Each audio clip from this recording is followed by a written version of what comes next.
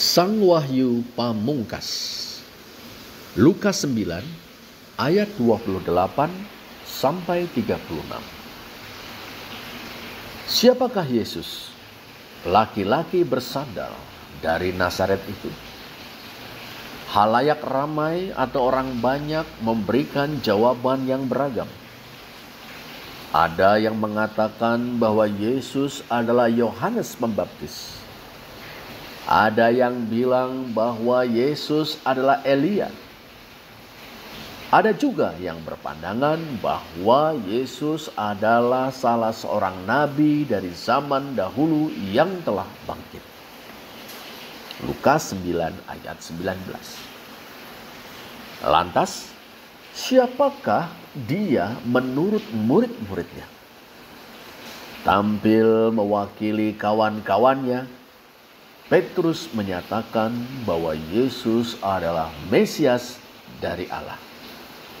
Ayat 20. Tak lama kemudian, saudara, Petrus bersama Yohanes dan Yakobus mendapat pengalaman yang luar biasa.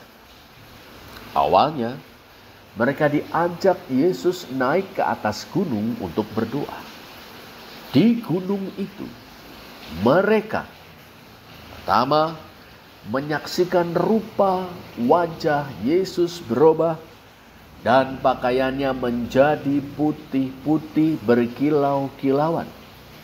Ayat 23. Kedua, mereka melihat dan mendengar Musa dan Elia berbicara dengan Yesus. Ayat 30 dan 31. Dan ketiga, mereka mendengar suara dari dalam awan yang menaungi mereka, yang mengatakan, "Inilah anakku yang kupilih, dengarkanlah dia." Ayat 34 dan 35. Apakah arti semuanya itu, saudara? Pertama, rupa wajah Yesus berubah atau penampakan wajahnya berbeda. Dalam bahasa Yunani, to eidos tu prosopu auto heteron. To eidos tu prosopu auto heteron. Penampakan wajahnya berbeda. Dan pakaiannya menjadi putih-putih berkilau-kilauan. Atau pakaiannya putih berkilau seperti cahaya. Himatismos autu leukos exastraton. Himatismos autu leukos exastraton. Petrus dan kawan-kawannya melihat Yesus dalam sosok yang berbeda dari sosok yang sehari-hari mereka kenal. Saudara, Yesus dari Nazaret memang seorang manusia seutuhnya. Sama seperti mereka, sama seperti kita. Tetapi pada saat yang sama, ia juga melampaui manusia biasa. Bukankah dia adalah Mesias, anak dari Allah yang Maha Tinggi? Bukankah dia adalah sang anak, satu-satunya yang mengenal sang Bapa dan mewahyukan dia? Lukas 10 ayat 22. Yesus adalah anak Allah, baik karena kemesiasannya maupun karena hubungannya yang begitu istimewa dengan Allah. Penampakan wajahnya yang berbeda dan pakaiannya yang putih berkilau seperti cahaya menyatakan bahwa dia adalah Hohagios Tuteu, yang kudus dari Allah. Lihatlah Lukas 4 ayat 34. Kedua, saudara, Musa dan Elia berbicara dengan Yesus. Lihat Lukas 9 ayat 30 dan 31. Musa dan Elia, keduanya adalah tonggak-tonggak dalam sejarah pewahyuan Allah kepada bangsa Israel. Melalui Musa, Tuhan mengaruniakan Taurat kepada bangsa Israel. Taurat adalah pedoman bagi mereka untuk hidup sebagai umat Tuhan. Elia adalah seorang nabi. Sejak Elia, Tuhan mengaruniakan gerakan kenabian kepada bangsa Israel.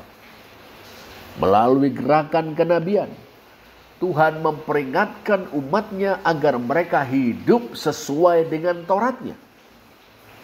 Melalui gerakan kenabian, Tuhan juga menjanjikan Sang Mesias yang akan datang untuk menyelamatkan dan memulihkan Israel.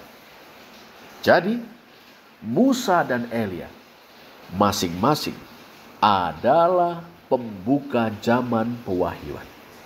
Sebagai penanda, Tuhan memperlengkapi mereka dengan mukjizat-mukjizat.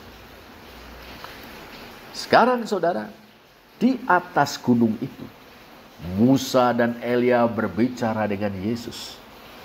Ini menyeratkan bahwa laki-laki bersandal dari Nazaret itu sekurang-kurangnya memiliki nilai penting yang setara dengan mereka.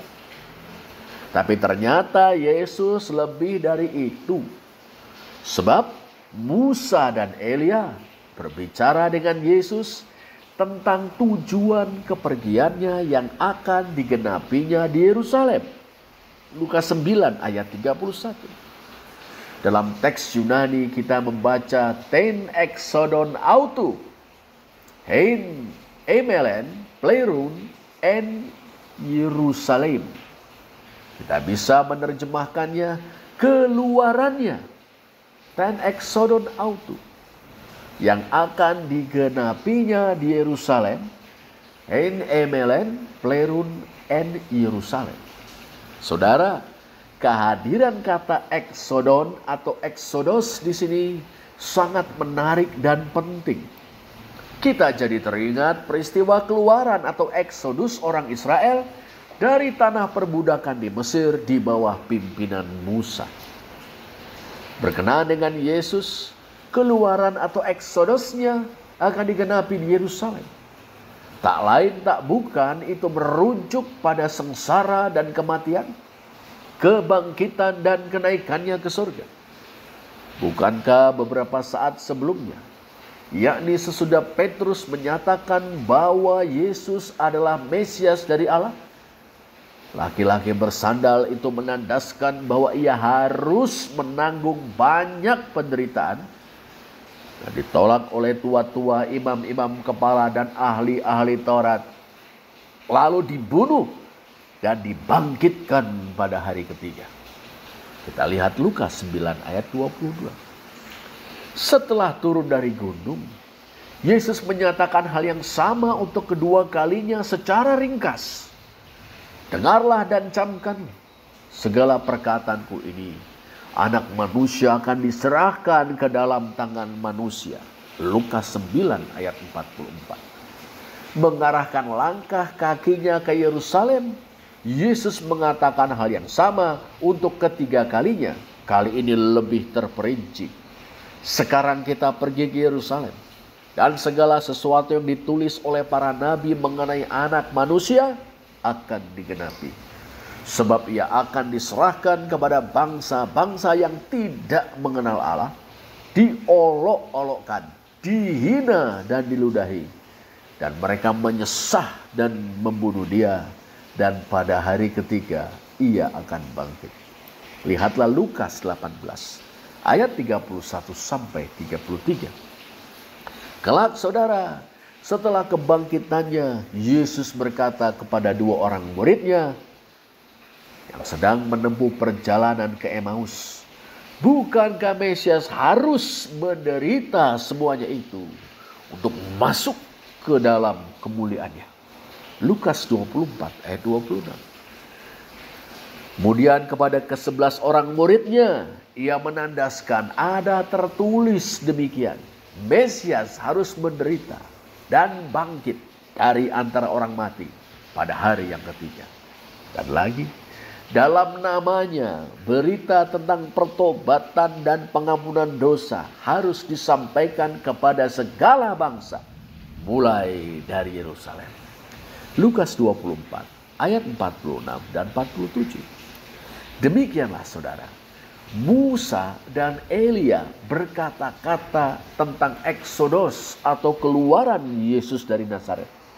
Sebuah keluaran yang jauh lebih besar daripada peristiwa keluaran orang Israel dari perbudakan di Mesir. Sebab Eksodos atau keluaran Yesus dari Nazaret ditandai dengan cawan, yakni penderitaan dan kematian Sang Mesias.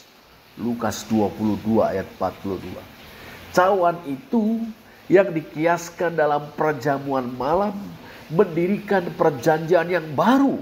Perhatikan Lukas 22 ayat 20. Melalui cawan itu Sang Mesias masuk ke dalam kemuliaannya. Sebab pada hari yang ketiga Sang Mesias bangkit dari antara orang mati, kemudian naik ke surga untuk bertahta di sebelah kanan Allah Bapanya. Dengan perkataan lain, cawan atau penderitaan dan kematian Sang Mesias adalah jalan baginya untuk masuk ke dalam kemuliaan mesianisnya.